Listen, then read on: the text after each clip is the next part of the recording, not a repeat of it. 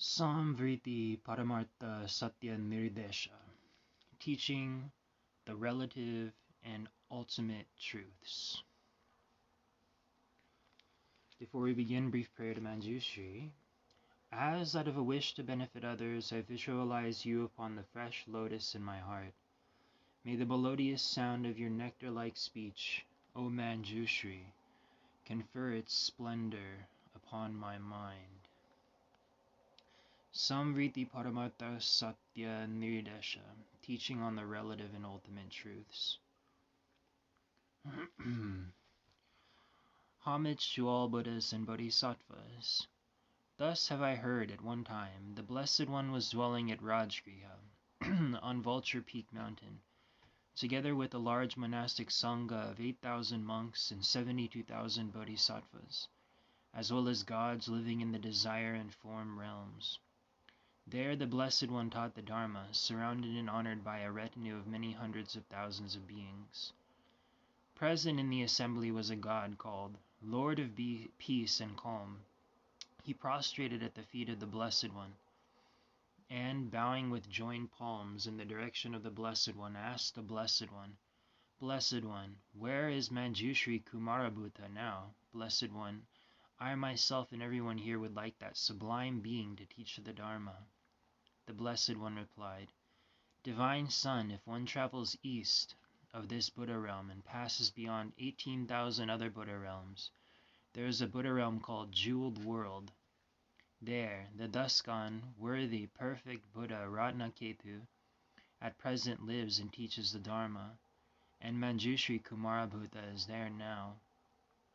The God, Lord of Peace and Calm, said to the Blessed One, Blessed One, it would be wonderful if a sign were made, such that Mañjuśrī Kumarabhuta, upon seeing it, would wish to return here.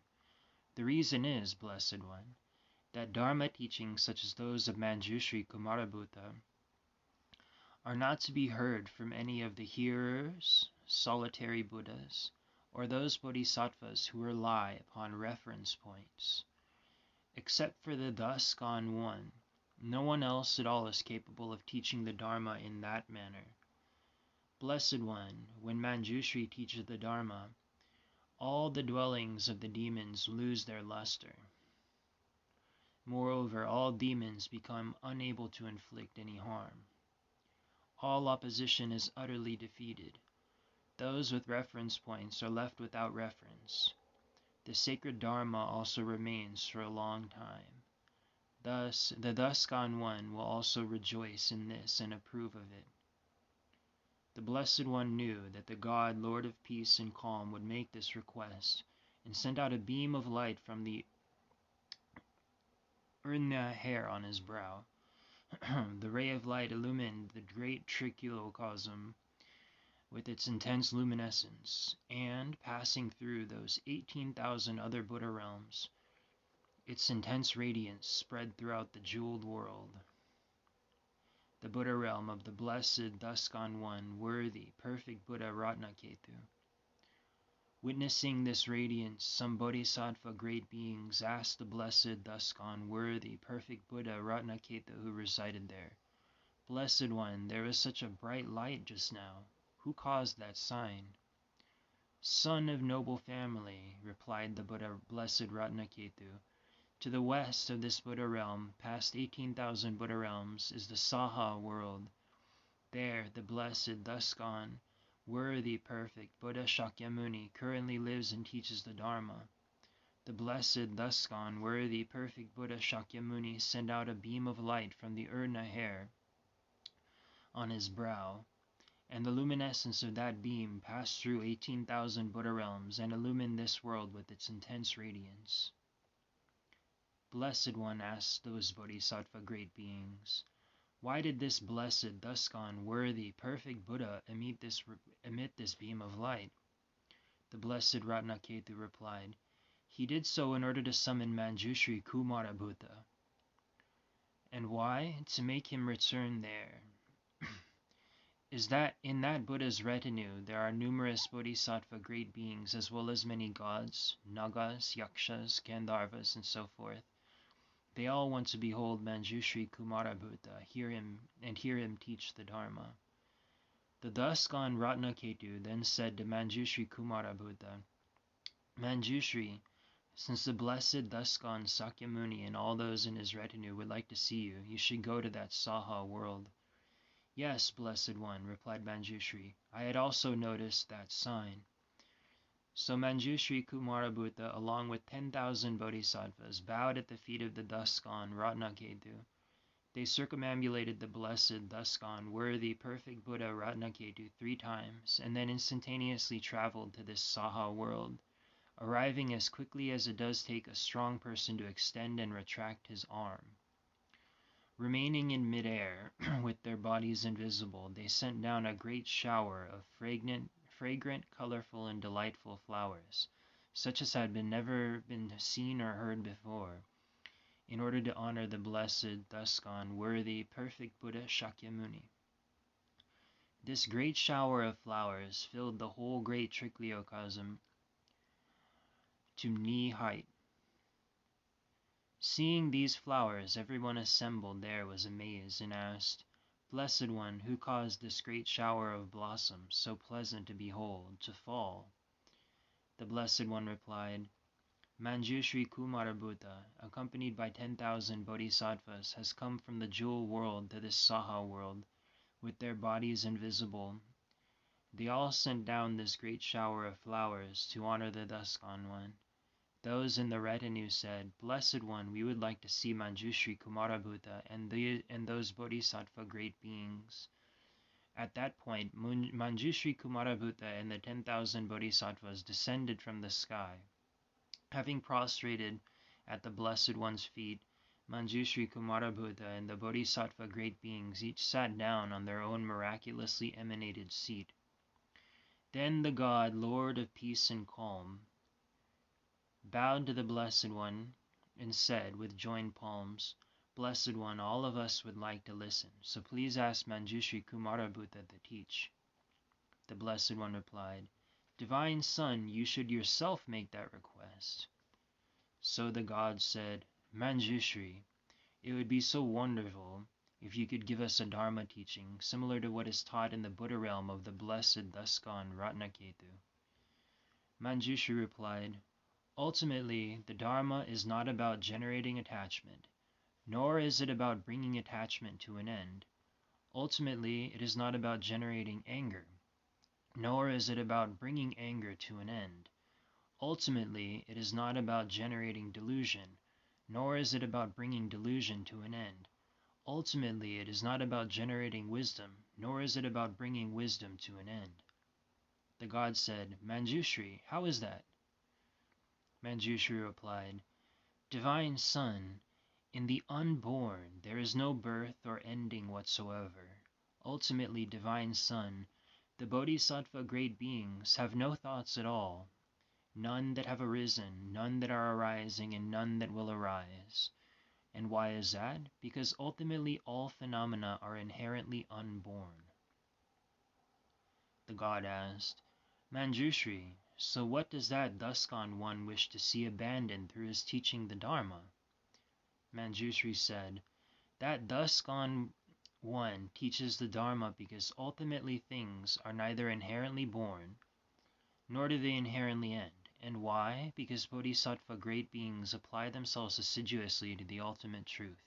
However, they do not apply themselves diligently to the relative truth. The God said, Mañjuśrī, what is the ultimate truth?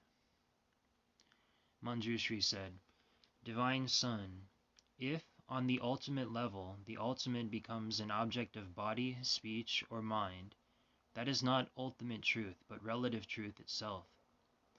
Rather, Divine Son, on the ultimate level, ultimate truth transcends all conventions. It is without specific instances. It does not arise, does not cease, and is free from something to be expressed, and expression, something to be known, and knowledge.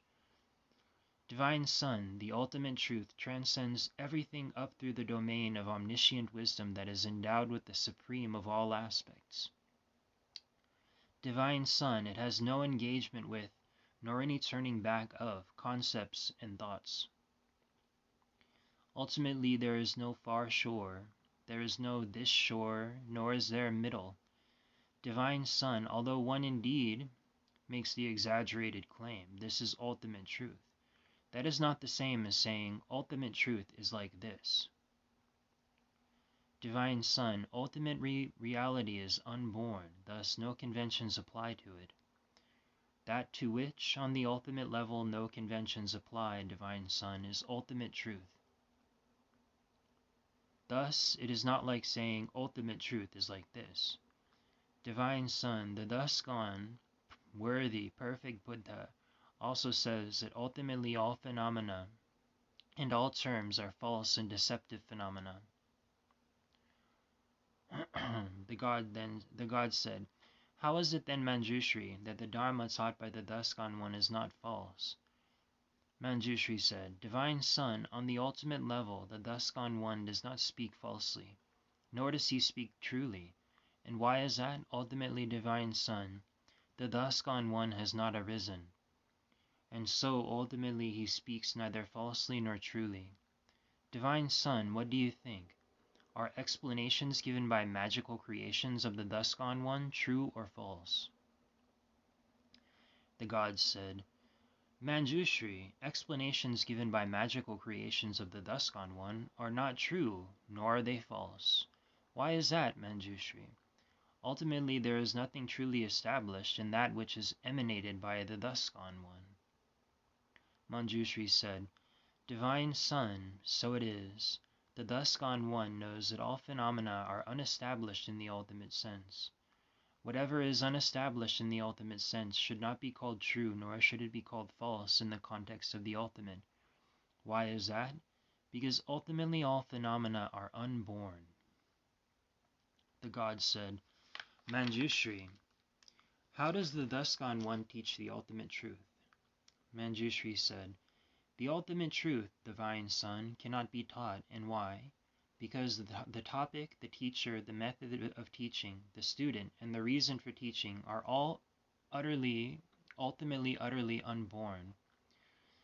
Phenomena that are utterly unborn cannot themselves express utterly unborn phenomena."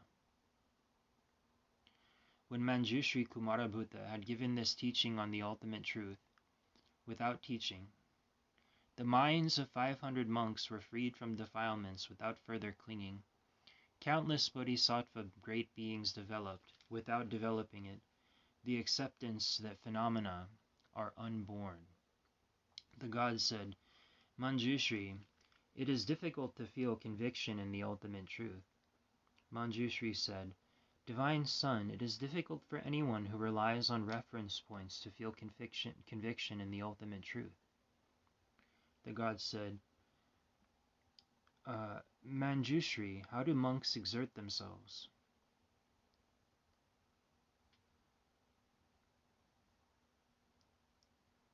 The god said, "Mañjuśrī, it is difficult to understand the ultimate truth." Mañjuśrī said, "Divine Son, it is difficult for those who do not exert themselves to understand the ultimate truth." The god said, "Mañjuśrī, how do monks exert themselves?" Mañjuśrī said, "Divine Son, ultimately, when they are without exertion that aims to understand, relinquish, cultivate, or actualize, that is how monks exert themselves without exerting themselves. And why? Because one might think, ultimately this is to be understood, this is to be relinquished, this is to be cultivated, and this is to be actualized. However, such thinking involves conceptual marks and elaborations. It involves reference points and disturbing emotions. It involves tumult and fear. It involves illness and suffering. It involves pain and poison. Thus, engagement of that type is not authentic." The god said, "Mañjuśrī, what is authentic engagement?" Mañjuśrī said, "Divine Son, whatever is the same as suchness, the sphere of reality, and the utterly unborn on the ultimate level, is also the same as the 5 acts with immediate consequence on the ultimate level. Whatever is the same as suchness, the sphere of reality, and the utterly unborn on the ultimate level, is ultimately the same as views. Whatever is the same as suchness, the sphere of reality, and the utterly unborn on the ultimate level, is ultimately the same as the dharmas of ordinary beings. Whatever is the same as suchness, the sphere of reality, and the utterly unborn on the ultimate level, is ultimately the same as the dharmas of those who are training. Whatever is the same as suchness, the sphere of reality, and the utterly unborn on the ultimate level, is ultimately the same of the dharmas of those who are no longer training. Whatever is the same as suchness, the sphere of reality, and the ultimately unborn on the ultimate level, is ultimately the same as the dharmas of the completely perfect Buddha. Whatever is the same as the dharmas of the completely perfect Buddha on the ultimate level is ultimately the same as suchness, the sphere of reality, and the utterly unborn. Whatever is the same as the dharmas of the completely perfect Buddha on the ultimate level is ultimately the same as nirvana. Whatever is the same as nirvana on the ultimate level is ultimately the same as samsara. Whatever is the same as samsara on the ultimate level is ultimately the same as affliction. Whatever is the same as affliction on the ultimate level is ultimately the same as purification. Whatever is the same as purification on the ultimate level is ultimately the same as all phenomena. A monk who genuinely engages in the equality of all phenomena on the ultimate level in this way, Divine Son, is called one with authentic engagement on the ultimate level. However, it is not like the way it is expressed. The gods said, Mañjuśrī, what is the sameness by which everything up to purification is said to be ultimately the same, and also to be ultimately the same as all phenomena? Mañjuśrī said, ultimately all phenomena are the same in that they are non-arisen. Ultimately all phenomena are the same in that they are unborn. Ultimately all phenomena are the same in that they are unreal. Therefore, Divine Son, ultimately all phenomena are the same. And why is that? Since ultimately, Divine Son, all phenomena are unarisen, they cannot be distinguished. Divine Son, it is like this analogy. The space within a clay and the space within a precious vessel are both the element of space. Ultimately, not the slightest distinction can be made between them. Divine Son, in this very same way, disturbing emotions are themselves unarisen on the ultimate level. Purification itself is also unarisen on the ultimate level. Ultimately, samsara itself is also unarisen. Ultimately, all phenomena up through nirvana itself are unarisen. Ultimately, not even a slight distinction can be made with respect to these. And why? Because ultimately all phenomena are unarisen. The gods said, Mañjuśrī, how should bodhisattva great beings exert themselves with respect to the truths of the noble ones? Mañjuśrī said, Divine Son, if bodhisattva great beings did not apply themselves to the truth of the noble ones, how could they teach without teaching the Dharma to the hearers? Yet, Divine Son, although indeed that is the case, the bodhisattva great beings' meditation on the truths involves consideration, while the hearer's meditation on the truths does not involve consideration. Why is that, Divine Son? On the relative level, the bodhisattva great beings cannot consider all sentient beings. Although they do meditate on the truths without meditating, they do not actualize the limit of reality by focusing on lack of substance. On the relative level, in order to acquire skill and means, the bodhisattva great beings meditate on the truths without meditating. On the relative level, they do not discard the truths of samsara, nor of nirvana. On the relative level, in order to individually discriminate the wisdoms of the Buddhas, the bodhisattva great beings meditate on the truths without meditating. Divine Son, it is as in the following analogy. A person who had been caught by many strangers flees. He escapes from among those many strangers and enters a jungle. But he becomes frightened, panics, and leaves the jungle, never to return. Divine Son, in the same way the hearers are frightened of samsara and flee in panic. They do not return to this world but meditate one-pointedly on the truths in solitude. Thus, since they lack the intelligence of various methods, they do not consider all sentient beings and so forth, up to not considering the wisdom of omniscience. Divine Son, it is like the following analogy. A leader acquires many servants and all necessary provisions. Thinking that he should set out to gather many goods, he rounds up many people, and without fear or panic he leaves the wild forest. Similarly, Divine Son, the bodhisattva great beings resemble that great leader as they engage in worldly conduct on the relative level. Thereby they provide for all sentient beings and engage with great compassion, which can be likened to the many servants. They acquire all the roots of virtue, which are the provisions. They possess great profit that is comprised of the 6 perfections, the means of attracting disciples and unsurpassed merit and wisdom. They act for the welfare of all realms of sentient beings and proceed from Buddha realm to Buddha realm. Thus they provide for sentient beings and meditate on the truths through being skilled in means. Divine Son, consider this analogy. If one infuses a hempen cloth with champaka and varshika flowers, their scent fades quickly. Divine Son, similarly the hearer's meditation on the truth is observed for just a short period of time. Passing quickly into nirvana, they do not bring forth the fragrance of all of the Buddha's discipline, hearing, absorption, knowledge, and wisdom. Furthermore, they are unable to relinquish the disturbing emotions that are conjoined with habitual tendencies. Divine Son, now consider another analogy. If one were to infuse a cloth of precious Benares silk for hundreds of thousands of great aeons with the scent of perfume and flowers from the human and divine realms, its divine fragrance would be experienced in perpetuity, and the pure aroma would overwhelm both gods and men. Divine Son, similarly the bodhisattva great beings without meditating meditate on the truths for incalculably many hundreds of thousands of aeons. They do not relinquish doing so until they have attained omniscient wisdom endowed with the supreme of all aspects and pass into complete nirvana.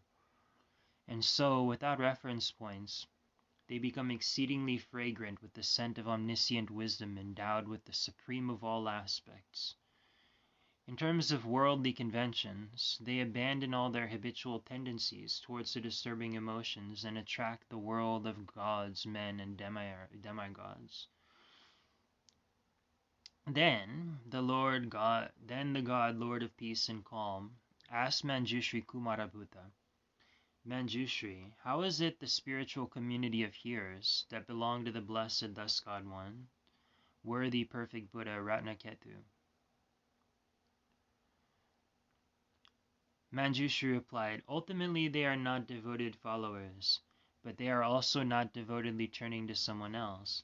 Ultimately, they are not followers of the family, but neither do they ultimately abandon the family of the thus gone one.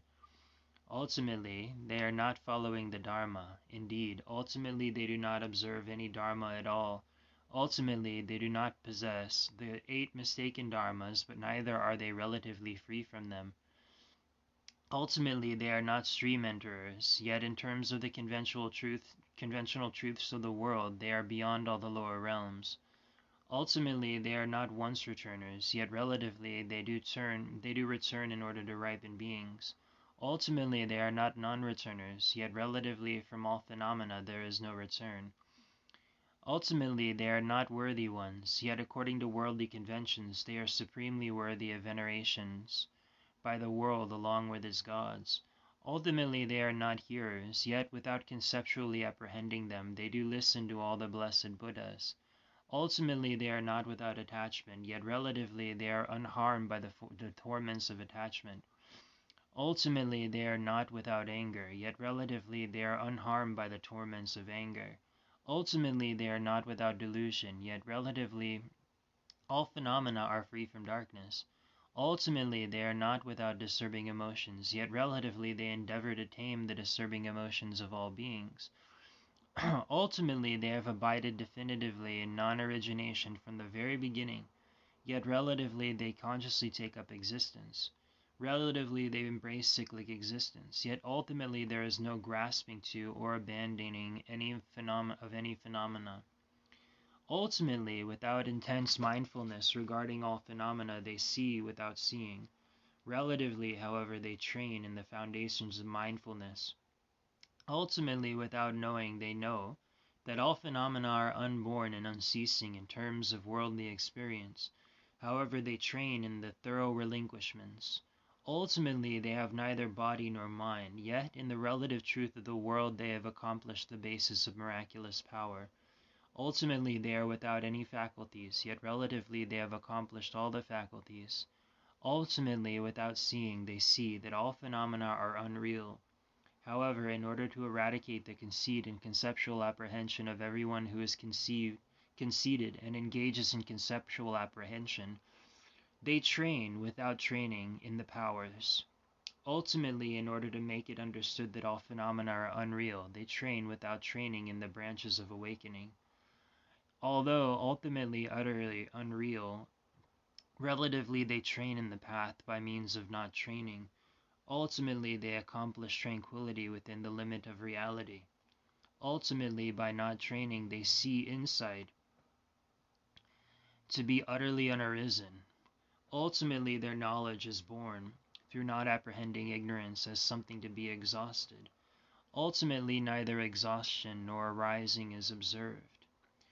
Although they see all beings and all Buddha realms with their physical eye, ultimately they see nothing whatsoever. Although they see all the deaths, transmigrations, and rebirths of all beings so clearly with their divine eye, ultimately they see nothing whatsoever. Although they know all experiences and movements of the minds of all beings with their eye of wisdom, ultimately they know nothing whatsoever. Although they see the dharmas with their dharma eye, ultimately they see nothing whatsoever. Although they perform all the acts of a Buddha with their Buddha eye, ultimately they perform nothing whatsoever. Although with their divine ear they hear the teachings of all the blessed Buddhas, ultimately they hear nothing whatsoever. Although with their single mind they view the minds of all beings, ultimately they view nothing whatsoever. Although with their wisdom of recollection they surely recollect the very dawn of time, ultimately they recollect nothing whatsoever. Although they visit the inconceivable Buddha realms by means of their miraculous powers, ultimately there is no coming or going. Although their defilements are exhausted, ultimately there is nothing to be exhausted. Although they appear as beings, ultimately their bodies are devoid of true existence. Although they speak, ultimately their speech is not pronounced in the form of syllables. Although they think, ultimately thought is not something that can be expressed as mind or mental phenomena. Ultimately, they do not appear as form, but relatively they are adorned with the 32 marks and ornamented with the excellent signs of great beings. They are adorned with the accumulations of merit and wisdom. Their splendor is dazzling. Their speech resounds. They have been anointed with the unguent of discipline. Words spoken with ill intent cause them no disturbing emotions. They sport in clairvoyant powers. Their learning sets them free. With their eloquence they make declarations. Relatively, they produce emanations by means of wisdom. With the light of wisdom they dispel all darkness. With knowledge they illuminate. Their teaching knows no limit, and is assimilated as realization. Relatively, for all beings they are the refuge, and because of their awakening they constantly consider beings, who are continuously beheld by the blessed Buddhas, but who are not considered by the hearers, solitary Buddhas, and the extremists with reference points, so that, relatively, their teaching knows no exhaustion. Their mindfulness is like the ocean, their absorption is comparable to the central mountain, and their patience is like the earth. Relatively, they are courageous when it comes to clearing away all thoughts. They shine like the sun to dispel the deep darkness of ignorance. They shine like the moon in order to illuminate the world. Relatively, they are like the ruler in order to attract others. Relatively, they are like Brahma in order to master the mind. Relatively, they are incomparable in order to master space. Relatively, they have followed, but ultimately there is no one who goes, comes, or remains. Why is that? Because ultimately all phenomena are utterly unarisen. Divine Son, such is the spiritual community of hearers belonging to the blessed, thus gone, worthy, perfect Buddha Ratnaketu. Moreover, the Dharma they possess is even more inconceivable than that. When Mañjuśrī Kumarabhuta delivered this teaching in a manner beyond reference points, 500 monks, 500 lay people, and 5,000 gods who hold reference points all made this supplication. Blessed One, may we also become hearers belonging to the blessed, thus gone worthy, perfect Buddha Ratnaketu. Mañjuśrī replied, well, my friends, in that Buddha realm no one with reference points is born. My friends, only bodhisattva great beings who are free from reference points are born there without being born. My friends, if you aspire to that realm, you must strive in the perfection of knowledge in a manner free from reference points. My friends, when you strive in the perfection of knowledge in a manner that is free from reference points, then, my friends, it will not be difficult to discover omniscient wisdom that is endowed with the supreme of all aspects. So what need is there to mention that you will also be born in the pure Buddha realms? The God, Lord of Peace and Calm, then asked Mañjuśrī Kumara Buddha, Mañjuśrī, what is the Vinaya of the hearers like, and how is the Vinaya of the Bodhisattva great beings? Mañjuśrī replied, Divine Son, the Vinaya that is well known in the three worlds is the Vinaya of the hearers. However, on the relative level, the Vinaya of the Bodhisattva great beings gathers all accumulations of roots of virtue, comforts all beings, and tames them by taking birth in the three realms. The Vinaya of the hearers opposes all disturbing emotions. However, relatively, the Vinaya of the Bodhisattva great beings goes further in order to eliminate the disturbing emotions of all beings. The Vinaya of the hearers is aware of just one place. However, relatively, the Vinaya of the Bodhisattva great beings is aware of all the limitless and boundless worlds in the 10 directions. The Vinaya of the hearers maintains equanimity with regards to demons. However, relatively, the Vinaya of the Bodhisattva great beings disturbs all classes of demons in all the limitless and boundless worlds in the 10 directions, and conquers all hostile forces.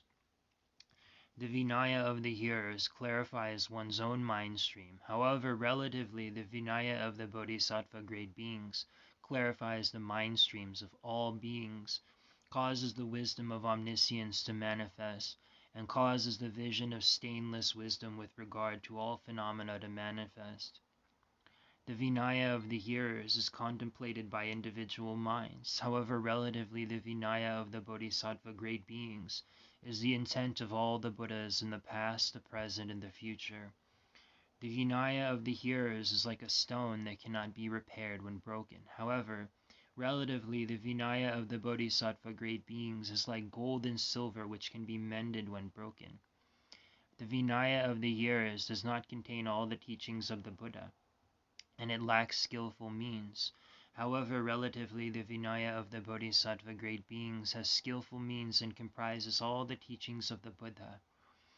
The Vinaya of the hearers does not embody the 10 strengths, the various types of fearlessness, the unique qualities, or omniscient wisdom.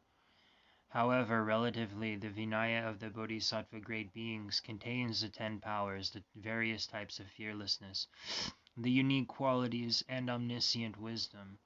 The Vinaya of the hearers is like escaping from being burned by a fire. However, relatively, the Vinaya of the Bodhisattva great beings is to be delighted by the joy of Dharma, just as one would enjoy a park or a palace. The Vinaya of the hearers does not interrupt the stream of habitual patterns. However, relatively, the Vinaya of the Bodhisattva great beings overcomes all habitual patterns. Divine Son, in short, the Vinaya of the hearers is derived from a Dharma that is limited and confined. However, relatively, the Vinaya of the Bodhisattva great beings follows a Dharma that is limitless and beyond measure. The Vinaya of the hearers brings the attainment of limited discipline, learning, absorption, knowledge, liberation, and vision of the wisdom of liberation. However, relatively, the Vinaya of the Bodhisattva great beings knows no bounds, possesses limitless qualities, and makes one attain limitless discipline, learning, absorption, knowledge, liberation, and vision of the wisdom of liberation. At this point, the Blessed One expressed his approval of Mañjuśrī Kumara Buddha. Well said, Mañjuśrī. You have explained the Vinaya of the Bodhisattva great beings very well on the relative level. Well done, well done. Now, Mañjuśrī, in order to illustrate the meaning of this, I will give you some examples. Mañjuśrī, imagine 2 men. One of them praises the hoofprints of an ox, while the other man praises the ocean. Mañjuśrī, what do you think? How extensively would the first man be able to praise the hoofprints of an ox? Mañjuśrī replied, Blessed One, since all ox hoofprints are so small, what is even the use of praising them? The Blessed One said, Just as the ox hoofprints are so small, so should you view the Vinaya of the hearers. Now, Mañjuśrī, what do you think? Would the other man be able to express a fitting praise of the ocean? Mañjuśrī replied, Blessed One, the praises of the ocean could be incredibly numerous, limitless, and inconceivable. The Blessed One said, Mañjuśrī, just as the praises of the ocean are boundless, so should you view the Vinaya of the bodhisattvas on the relative level. As he delivered this teaching without teaching, 12,000 gods, without ultimately forming anything, formed the wish for the unexcelled and completely perfect awakening. They all declared, Blessed One, without training, we will practice the trainings of the bodhisattvas. The God, Lord of Peace and Calm, Master Mañjuśrī Kumara Buddha, Mañjuśrī, do you train in the Vinaya of the hearers or in the Vinaya of the bodhisattvas? Mañjuśrī answered, Divine Son, what do you think? Is there any water that cannot be contained in the ocean? The God replied, No, Mañjuśrī, there is no water anywhere that cannot be contained in the ocean. Mañjuśrī said, Divine Son, in the same way the Vinaya of the Bodhisattva great beings is like the ocean. The God asked, Mañjuśrī, that word Vinaya, what does that mean? Mañjuśrī answered, Divine Son, on the relative level, Vinaya refers to taming the disturbing emotions. Vinaya also means understanding disturbing emotions. The God said, Mañjuśrī, how does one tame the disturbing emotions? How does one understand disturbing emotions? Mañjuśrī said, Ultimately, all phenomena are unborn, unarisen, and unreal. Yet this absence is misunderstood on the relative level. Misunderstanding this absence produces concepts and thoughts. Out of concept and thought appears mistaken conceptual activity. Mistaken conceptual activity then gives rise to the superimposition of a self. From the superimposition of a self comes the manifestation of views. Based on that manifestation of views, disturbing emotions appear. Divine Son, whoever knows without knowing that ultimately all phenomena are utterly unborn, utterly unarisen, and utterly unreal, is unmistaken in terms of the ultimate. Whoever is unmistaken in terms of the ultimate does not form concepts or thoughts. Whoever does not form concepts or thoughts is applying himself correctly. Whoever applies himself correctly does not ultimately form superimpositions of a self. When superimpositions of a self do not ultimately arise, manifest views also do not arise, and ultimately even the views related to passing beyond suffering do not arise. In that way, one comes to experience the unborn and pacifies disturbing emotions in a manner free from views. Divine Son, this is what is meant by taming disturbing emotions. Divine Son, disturbing emotions are ultimately utterly empty, utterly signless and utterly wishless due to the insight and wisdom to which no disturbing emotions ever appear. When one has the insight that ultimately they are utterly unborn, utterly unarisen, and utterly unreal, then, Divine Son, one knows disturbing emotions in a manner free from knowing.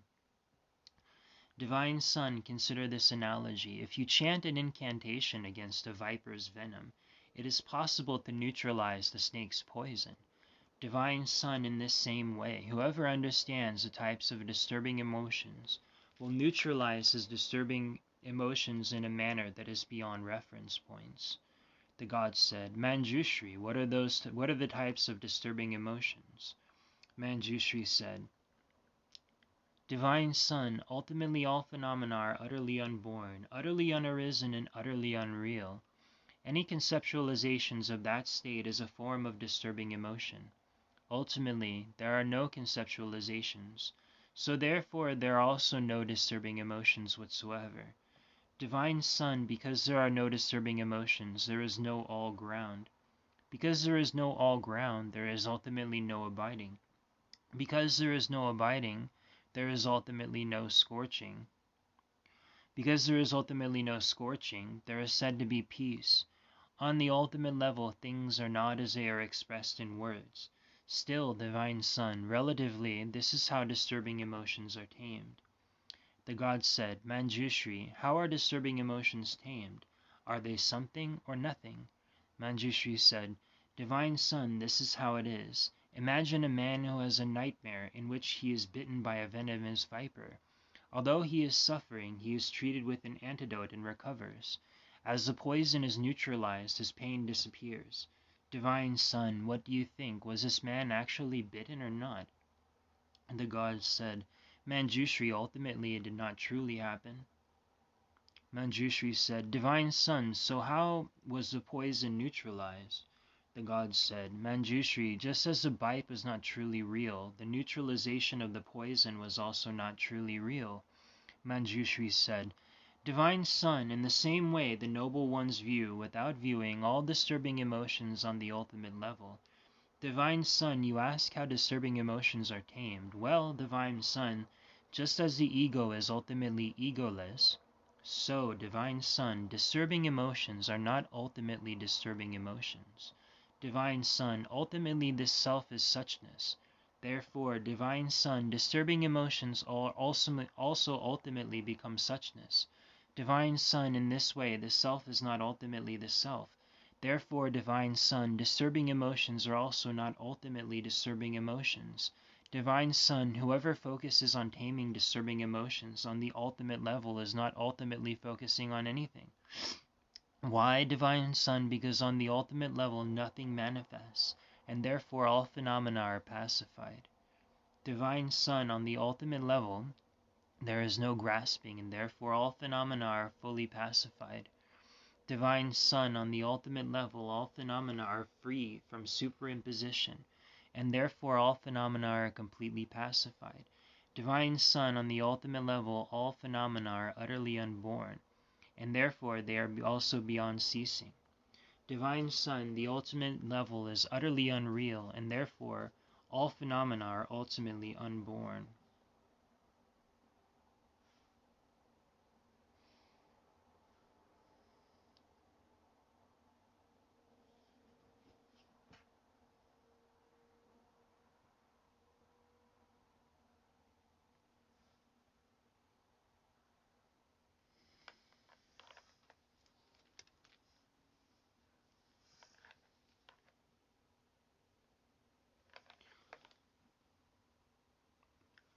That was part 1. I'm going to upload part 2 next.